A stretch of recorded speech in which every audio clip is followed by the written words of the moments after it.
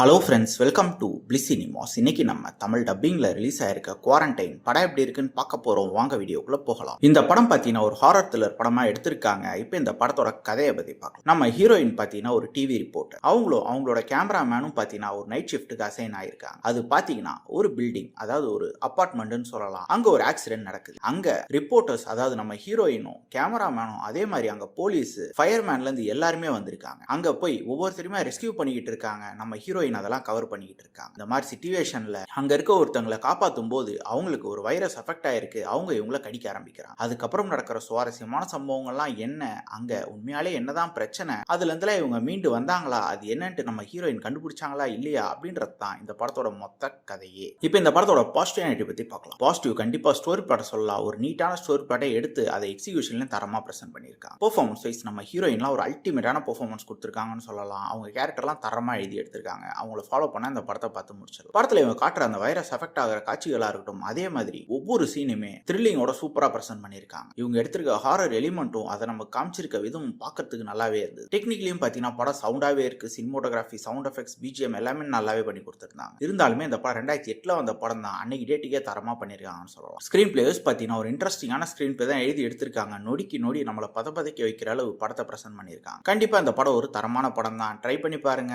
இந்த படத்துல குரோதமான காட்சிகள் இருக்கு. ஸோ ஃபேமிலியோட பார்க்கலாமா வேணாமா நீங்க டிசைட் பண்ணிக்கோங்க. இந்த படத்துக்கு IMDbல 6 மார்க் கொடுத்துருக்காங்க. இந்த படத்துக்கு நம்மளோட ரேட்டிங் கேட்டீங்கன்னா 6.5 கொடுக்கலாம். இன்னொரு வீடியோல சந்திக்கலாம். தேங்க்யூ.